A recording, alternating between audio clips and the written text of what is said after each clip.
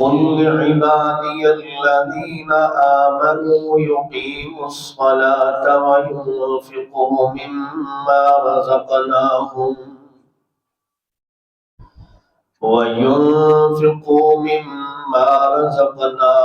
سرا وعلانية من قبل أن يأتي من قبل أن يأتي يوم لا بيع فيه ولا خلال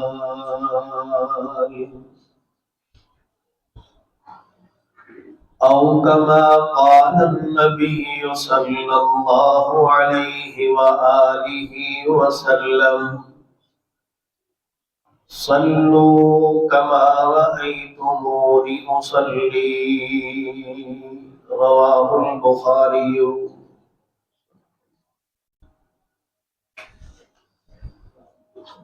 ہر قسم کی تعریفات، تسبیحات، تحلیلات، تحریمات، تکبیرات اس اللہ جل جلالہ کی شان کے لیے جو اعلیٰ عرفہ بلند و بالا ہے۔ اس کائنات میں نہ کوئی اس کا ہم مثل ہے، نہ کوئی اس کا شریک ہے۔ وَإِنَّهُ عَلَىٰ كُلِّ شَيْءٍ قَدِيرٌ ہے، إِنَّهُ هُوَ السَّمِيعُ الْعَلِيمُ بھی ہے، بصیر بھی ہے، خبیر بھی ہے۔ درود و سلام سید القونین، آمینہ کے لال، بہتر حسن و جمال، امام الانبیاء، امام الرسل، امام القبلتین، امام الاولین والآخرین، جناب محمد مصطفیٰ صلی اللہ علیہ وآلہ وسلم جی کی ذات اقدس، روضہ اطہر اور قبر انور پر معزز برادران اسلام، آج جو موضوع آپ احباب کی خدمت میں گوش گزار کرنے کا ارادہ رکھتا ہوں وہ ہے نبی صلی اللہ علیہ وآلہ وسلم کی نماز اور اس کے کچھ احکام و مسائل، اور اس میں ہم نے اپنی غلطیاں تلاش کرنی ہے کہ ہم کہاں کہاں غلط ہیں اور ہمیں کہاں اپنی اصلاح کی ضرورت ہے۔ یہ موضوع ایک بزرگ کے اشارہ کرنے کی وجہ سے بیان کیا جا رہا ہے۔ اللہ تعالیٰ ان بزرگوں کو صحت کاملہ عطا فرمائے اور ہم سب کو بھی سمجھ کر اس پر عمل کرنے کی توفیق عطا فرمائے۔ برادران اسلام، سب سے پہلے یہ سمجھیں، نماز دین کا ستون ہے۔ جس طرح کوئی عمارت بغیر ستون کے، بغیر سپورٹ کے کھڑی نہیں ہو سکتی، اگر آپ اس کو کھڑا کرنے کی کوشش کریں گے وہ زمین بوس ہو جائے گی۔ اسی طرح نماز ہے۔ سیدنا معاذ بن جبل رضی اللہ تعالی عنہ حدیث کے راوی ہیں، فرماتے ہیں رأس الامر الاسلام وعمود الدین الصلاۃ، کہ اسلام جو ہے، دین اسلام کی جو بنیاد ہے، اس کا جو نماز کا ستون ہونا ہے، یہ اس کی مین بنیاد ہے۔ جس طرح کہ ہم اگر اپنی بنیاد کو مضبوط کریں گے تو ہم اس کے اوپر جتنی چاہے مرضی عمارتیں بنا دیں، وہ مضبوط کی مضبوط ہی رہے گی۔ اسی لیے سیدنا ابو ہریرہ رضی اللہ تعالیٰ عنہ فرماتے ہیں کہ رسول اللہ صلی اللہ علیہ وآلہ وسلم نے فرمایا کہ ان رجلا داخل المسجد، ایک آدمی مسجد میں داخل ہوتا ہے۔ یہ بات اگر ہمیں سمجھ آ گئی تو ہمیں نماز کے آدھے مسائل سمجھ آ جائیں گے۔ سیدنا ابو ہریرہ رضی اللہ تعالیٰ عنہ فرماتے ہیں ورسول اللہ جالس فی ناحیۃ المسجد، آپ صلی اللہ علیہ وسلم مسجد کے ایک کنارے پر ایک کونے پر بیٹھے ہوئے تھے. فصلى، وہ آدمی آیا، اس نے نماز پڑھی. ثم جاء فسلم علیہ، نماز پڑھ کے وہ نکلنے لگا تو اس نے رسول اللہ صلی اللہ علیہ وسلم پر سلام کیا. فقال له رسول اللہ صلی اللہ علیہ وآلہ وسلم علیہ السلام، آپ صلی اللہ علیہ وآلہ وسلم نے بھی اس پر سلام کیا. پھر آپ فرماتے ہیں کہ ارجع فصلی فإنک لم تصلی، آپ واپس جائیں، جا کے نماز دوبارہ رپیٹ کرے، آپ کی نماز مکمل نہیں ہوئی. فرجع فصلی، وہ لوٹا، اس نے جا کے نماز دوبارہ پڑھی. ثم جاء فسلم، وہ پھر آیا، اس نے پھر سلام کہا. رسول اللہ صلی اللہ علیہ وسلم فرمایا علیہ السلام، آپ پر بھی سلام ہو. ارجع فصلی فإنک لم تصلی، یہ 3 مرتبہ آپ نے الفاظ دہرائے اس کے اوپر. پھر وہ کہنے لگا کہ اللہ کے رسول فعلمنی، آپ مجھے سکھلا دیجئے کہ میں نماز کیسے ادا کروں. رسول اللہ صلی اللہ علیہ وآلہ وسلم اس کی طرف متوجہ ہوئے، اس کو بتلایا کہ سب سے پہلے اسباغ الوضو، اچھی طرح وضو کرو. وضو کرنے کے بعد جب تم مسجد میں آ جاؤ، اپنے مصلی پر آ جاؤ، تو قبلہ رخ ہو کر کھڑے ہو اور تکبیر تحریمہ کہہ کے نماز میں داخل ہو.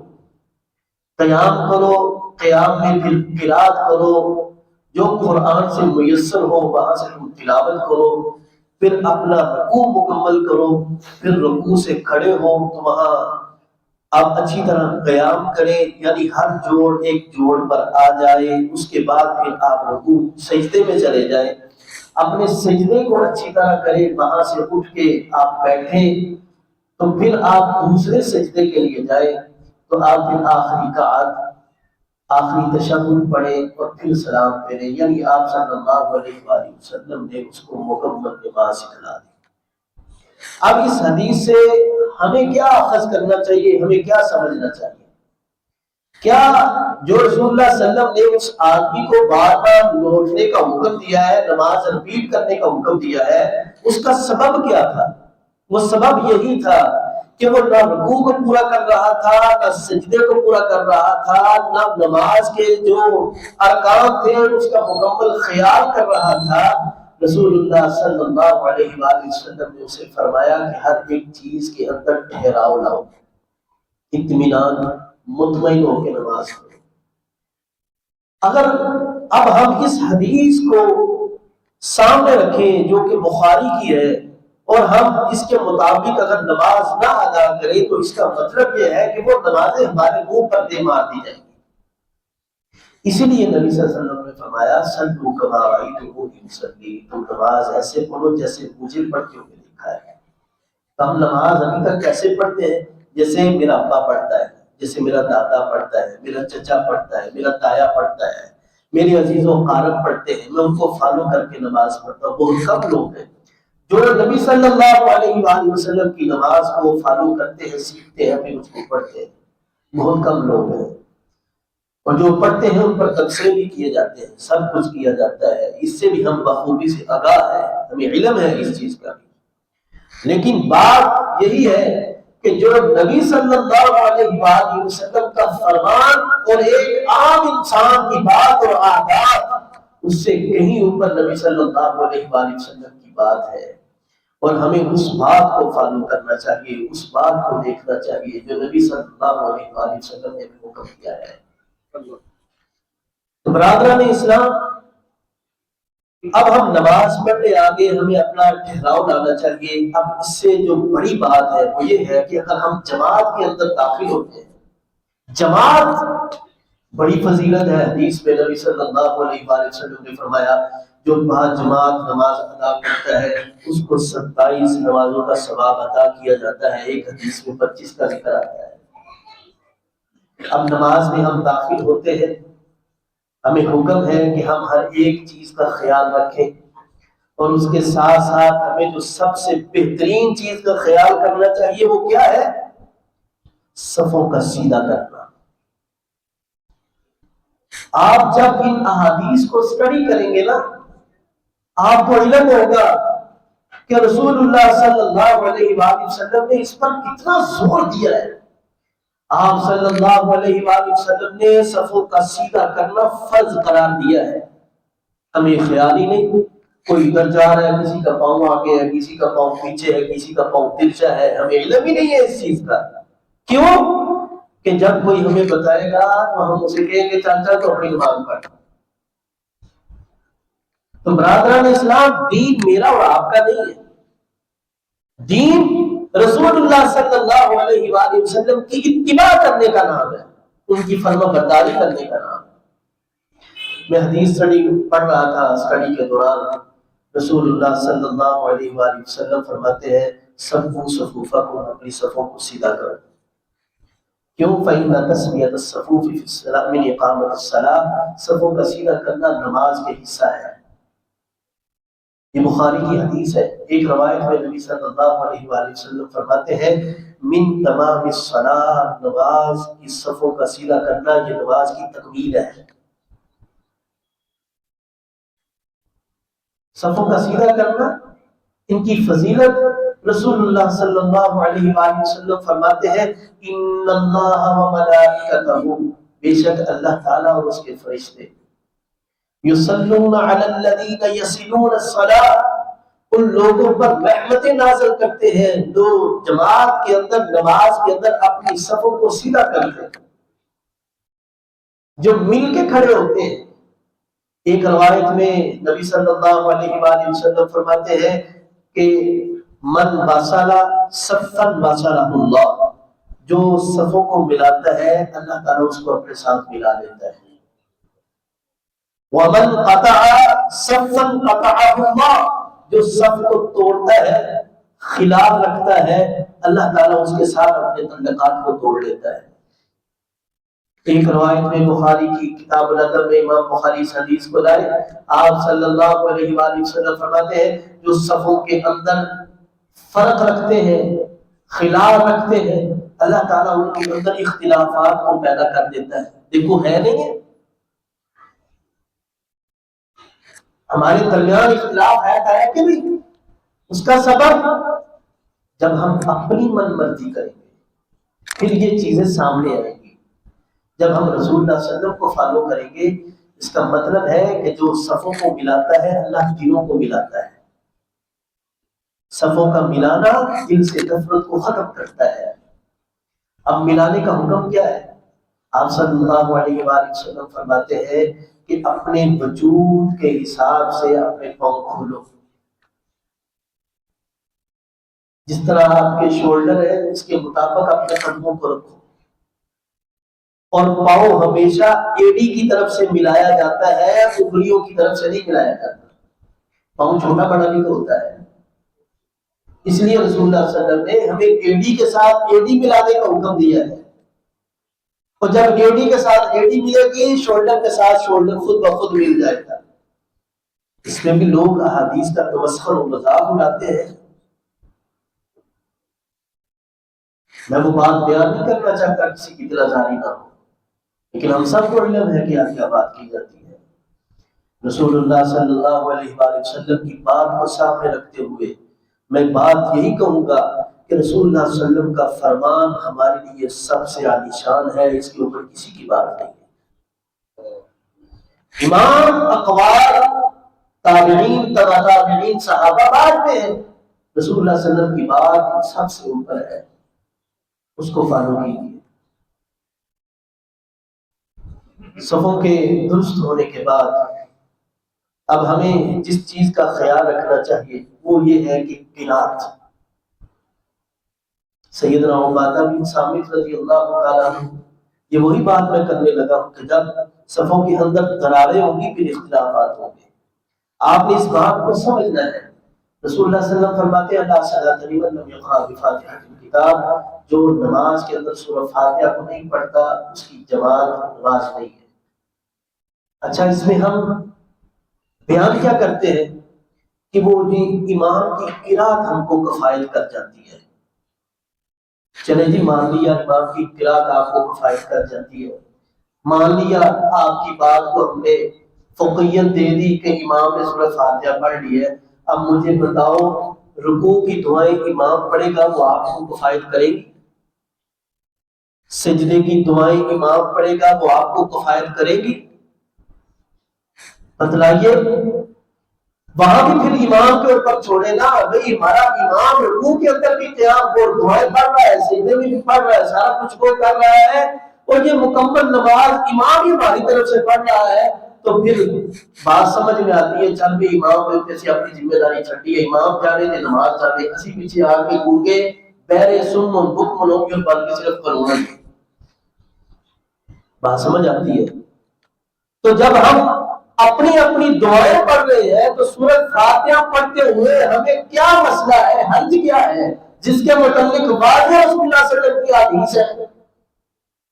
سیدنا عبادہ بن صامت رضی اللہ تعالیٰ عنہ بیان کرتے ہیں, صلی بنا رسول اللہ صلی اللہ علیہ وآلہ وسلم صلاۃ الصبح, آپ صلی اللہ علیہ وسلم نے ہمیں صبح کی نماز پڑھائی. فثقلت علیہ القراءۃ, تو رسول اللہ صلی اللہ علیہ وسلم پر قراءت بھاری ہونے لگ پڑی, مشکل بولنے لگ پڑے. آپ صلی اللہ علیہ وآلہ وسلم انصرف فقل انی اراکم, آپ جماعت سے فارغ ہو کے جب صحابہ کی طرف منہ کیا, آپ صلی اللہ علیہ وآلہ وسلم نے ان سے پوچھا تقرؤون وراءکم امامکم, کیا تم میرے پیچھے کوئی قرات کرتے ہو؟ قال قلت اجل یا رسول اللہ صلی اللہ علیہ وآلہ وسلم انا لن نفعل هذا. صحابہ کہتے ہیں جی اللہ کے رسول, ہم آپ کے ساتھ سورۃ فاتحہ کے علاوہ بھی قرات پڑھتے ہیں, جو آپ پڑھ رہے ہوتے ہیں ہم ان کے پیچھے آپ کے پیچھے پڑھ رہے ہوتے ہیں. آپ صلی اللہ علیہ وآلہ وسلم فرماتے ہیں لا تفعلوا, ایسا نہ کیا کرو. پھر آپ نے فرمایا الا بأم الکتاب, سوائے سورۃ فاتحہ کے. کیوں؟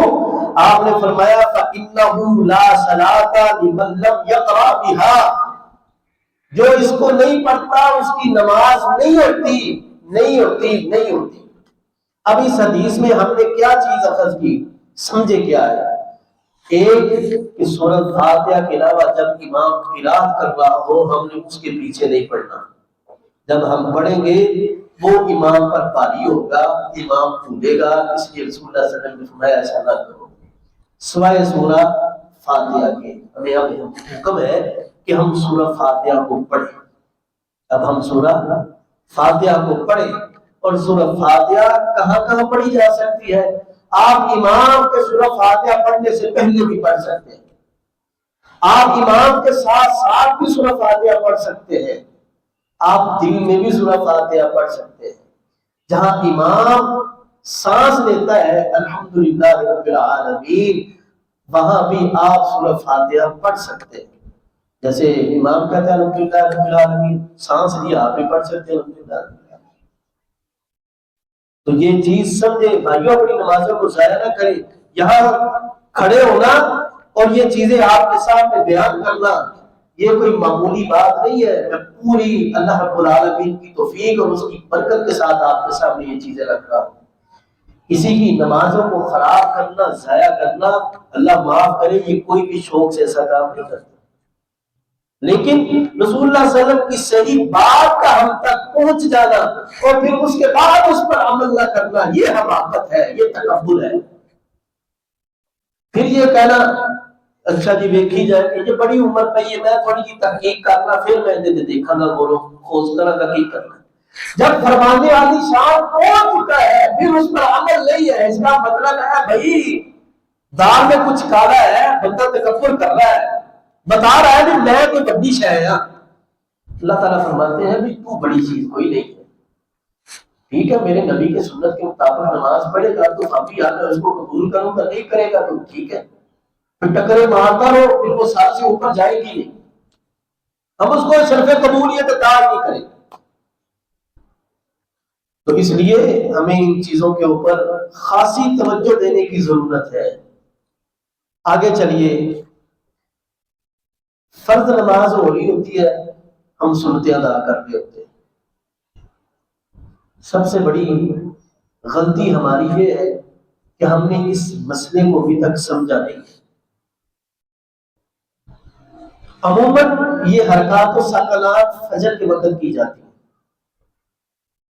میں نے رسول اللہ صلی اللہ علیہ وسلم کی حدیث کو صحیح مسلم میں دیکھا، سیدنا ابو ہریرہ رضی اللہ تعالیٰ عنہ فرماتے ہیں کہ اذا اقیمت الصلاۃ فلا صلاۃ الا المکتوبہ، جب فرضی نماز کھڑی ہو رہی ہو یا کھڑی ہو جائے، اقامت ہو رہی ہو، اپنے نفل کو، اپنے سنت کو چھوڑ دو، جماعت کے اندر شامل ہو۔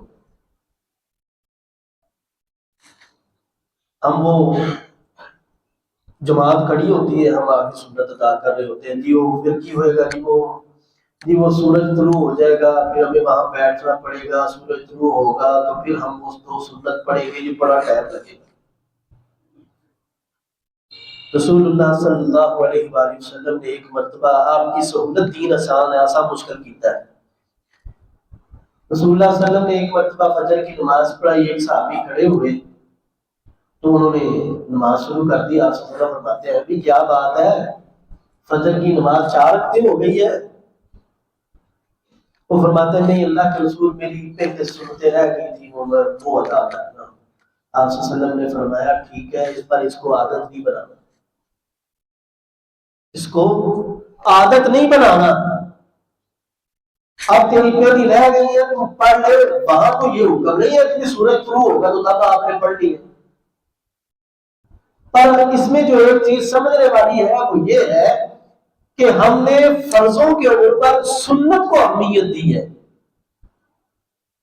حالانکہ ہونا کیا چاہیے تھا، فرض کو اہمیت ہونی چاہیے تھی۔ تو یہ چیز ہمیں سمجھنی چاہیے، اس پر ہمارے لیے بہت اللہ کی طرف سے ہمارے لیے اس میں بڑی خیر اور برکت ہے۔ اچھا جی، ایک چیز جو سب سے قابل غور ہے وہ یہ ہے کہ ہم کو جماعت کھڑی ہو، ایک رکعت ہو جائے یا امام رکوع میں چلا جائے تو ہمارے کچھ بھائیوں کا یہ خیال ہے کہ رکوع کو پا لینا یہ رکعت کو پا لینا ہے، رکوع سے اٹھنے کے بعد اس قیام کو پا لینا وہ رکعت کو پا لینا ہے۔ یہ پتہ نہیں کہاں سے لوگوں نے ان دلائل کو اکٹھا کیا ہے، کہاں سے ان کو یہ باتیں ملتی ہیں، کہاں سے وہ یہ باتیں لے آتے ہیں اور لا کر کے وہ اپنی نمازوں کو خراب کرتے رہتے ہیں۔ نبی صلی اللہ علیہ وآلہ وسلم سیدنا ابو بکرہ رضی اللہ تعالیٰ عنہ اس حدیث کے خود راوی ہیں، وہ بیان کرتے ہیں کہ آپ صلی اللہ علیہ وسلم نماز پڑھا رہے تھے، رسول اللہ صلی اللہ علیہ وسلم نے میرے جوتوں کی آہٹ کو سنا جو میں تیزی تیزی سے آ رہا تھا، تو آپ رکوع میں چلے گئے، میں وہیں سے وضو خانے سے لگا لیں یا جہاں مسجد کا اسٹار ہوتا ہے میں وہیں سے رکوع کی حالت میں بھاگتا بھاگتا آ کے دیکھ گیا۔ جماعت ختم ہوئی، رسول اللہ صلی اللہ علیہ وآلہ وسلم نے صحابہ کی طرف منہ کیا، آپ نے پوچھا من الساعہ، یہ جلدی جلدی کون آ رہا تھا؟ قال ابو بکرہ کا آنا یا رسول اللہ صلی اللہ علیہ وسلم، اللہ کے رسول میں آ رہا تھا۔ آپ صلی اللہ علیہ وآلہ وسلم فرماتے ہیں زادک اللہ حرصا ولا تعود، اللہ تیری حرص کو زیادہ کرے، آئندہ ایسا نہ کرنا۔ اب اس حدیث سے ہم کیا سمجھے کہ جو رکوع کی حالت میں ملتا ہے اس نے حضرت صاحب قیام تو کیا نہیں، قیام کے اندر قرات بھی نہیں کی، اس کی رکعت کیسے ہو سکتی ہے؟ آپ نے اس کو فرمایا اب ایسا نہ کرنا، یعنی اس وقت آپ نے اس کو رخصت دے دی ہے تو اسی یہ کہ جناب رکوع چ مل جائیے تا بھی ساری رکعت ہو جاتی ہے، رکوع تو بعد مل جائیے تا بھی ساری رکعت ہو جاتی ہے، سجدے چ مل جائیے تا بھی ساری رکعت ہو جاتی ہے، اسی پڑھتے ہی نہیں۔ یعنی ہم نماز سے اپنے آپ کو بڑا ثابت کر رہے ہیں، تو یا رسول اللہ صلی اللہ علیہ وآلہ وسلم کا فرمان ہو رہا ہے نماز کے ارکان کتنے ہیں جن کے بغیر نماز نامکمل ہے؟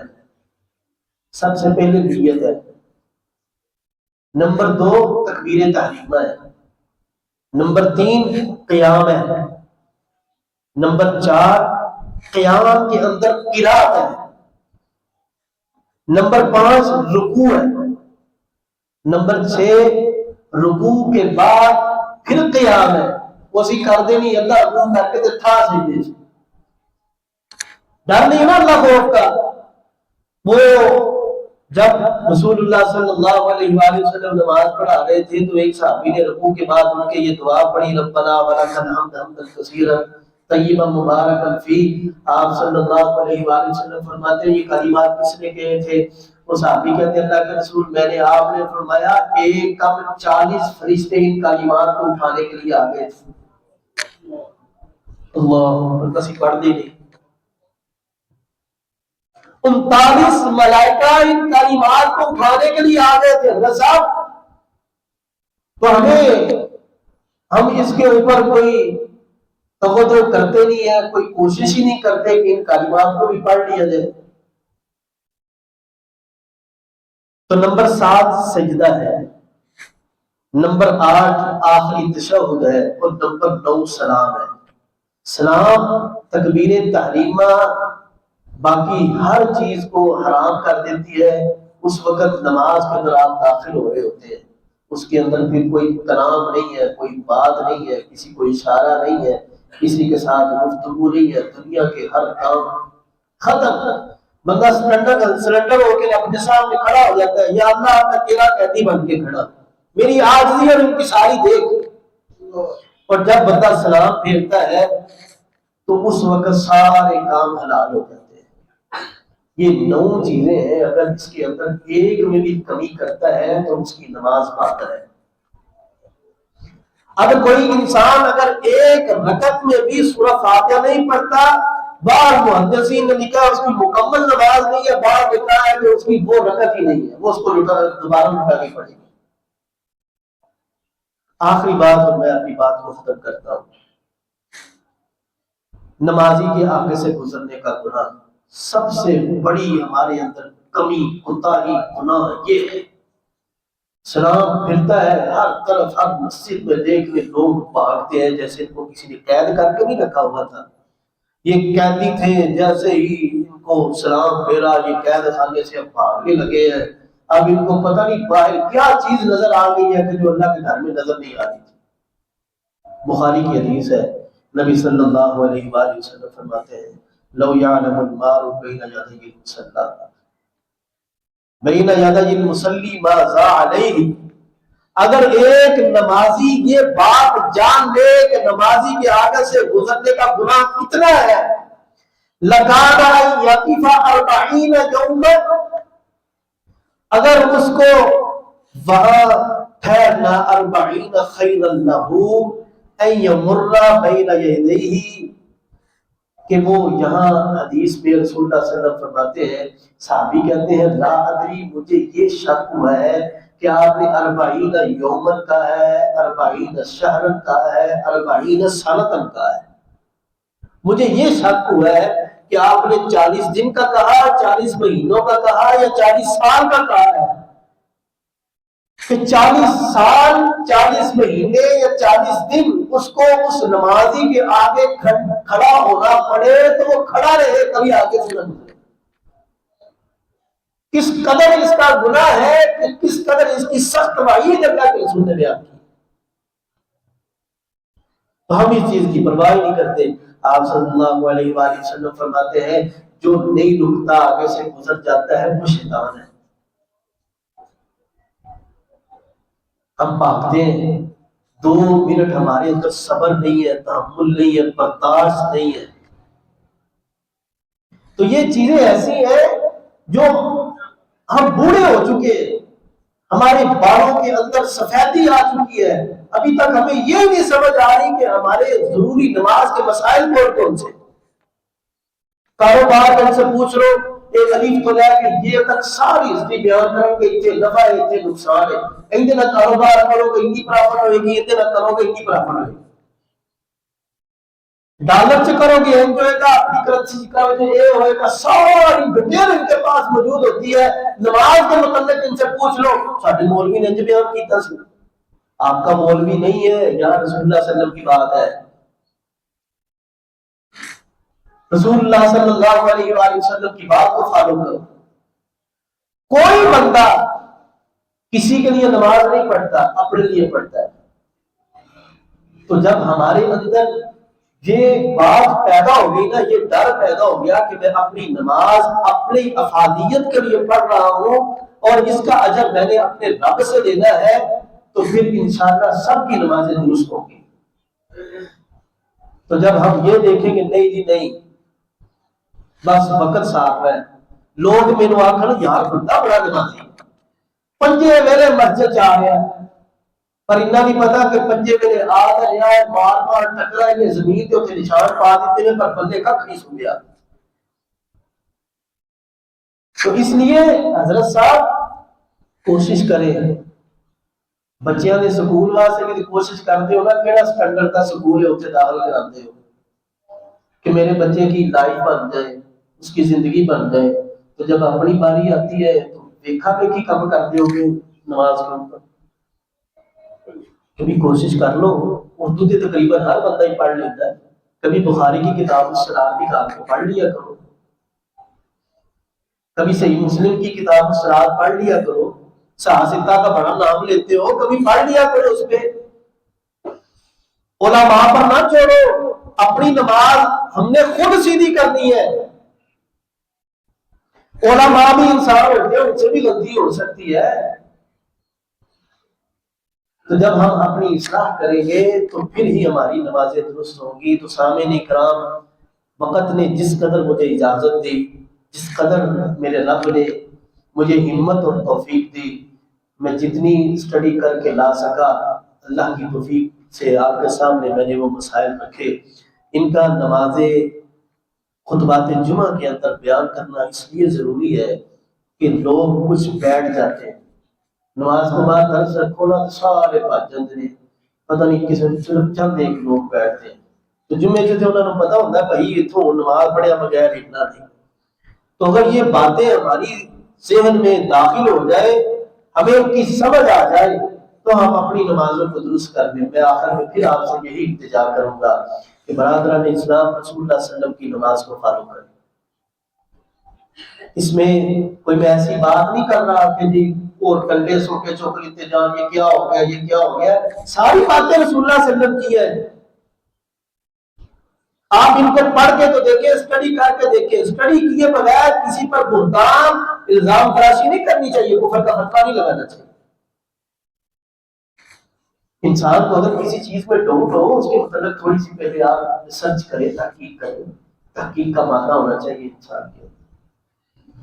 اب جو اختلافی مسائل ہمارے اندر بہت زیادہ ہے، ابھی میں نے ان کی طرف رجوع ہی نہیں کیا، اگر میں کروں تو آپ کہیں گے سیدھے مسجد میں بڑھنا ہی نہیں۔